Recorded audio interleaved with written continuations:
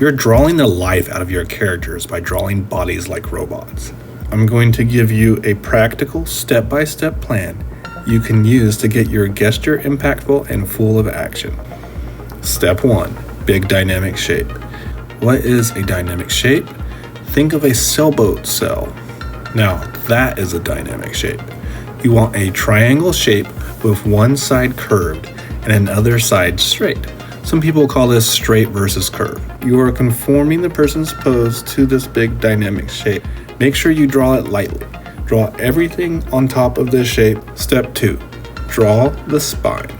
Draw a line where you think the spine should be. It's going to be the center of the person. From the front, you can follow the sternum, which is located here.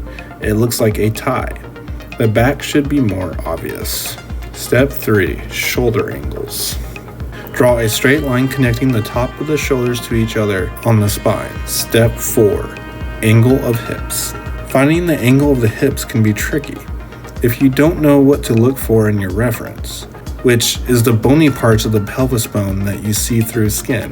Artists like to call these bony landmarks. From the front, there are 2 bony bumps near the hips of a fit person. This is the front of the pelvis. Draw a straight line connecting the 2. As for the back, look for a triangular shape near the tailbone. The top will have 2 divots. Connect the 2 divots with a straight line. Step 5. The upper torso. Use the angle of the shoulder to help draw your triangular shape. Sometimes I think of a pizza slice when making the upper torso. From the side, the flow is through the spine and over the front of the pelvis. The front, it can be on the side in relation to the pelvis, but it's still back to front. So it's hard to really see this without knowing how to do perspective. Step 6 is the pelvis. The pelvis is half the height of the upper body. I use a bowl shape, but to make it more dynamic, I might use a triangle. Step 7, legs or any weight-bearing limb. There is a consistent rhythmic pattern that is repeatable in legs. You want to memorize this pattern. Front. The rhythm runs on the outside of the upper leg, ricochets off the inside knee and back over to the outside calves, then zags to the opposite ankle into the foot, going over the top of the foot or on the outside. The easy way to remember this is think outside curve, inside curve, outside curve. From the side, gravity goes down the front leg and over the knee, then back through the body, then runs to the back of the calf and out the top of the foot. From the side, gravity goes down the front leg and over the knee, then hits the back of the calf and out the top of the foot. Just remember, front to back.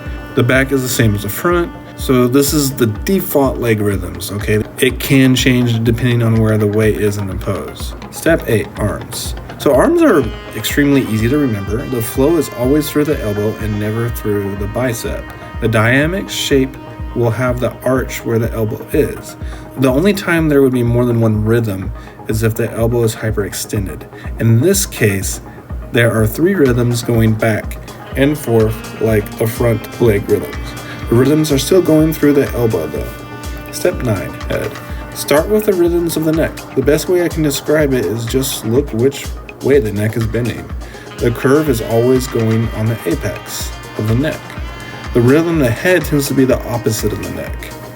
Once you finish your gesture, you want to soft erase it, then construct your 3D shapes on top of that. This is how you make your characters believable instead of lifeless robots.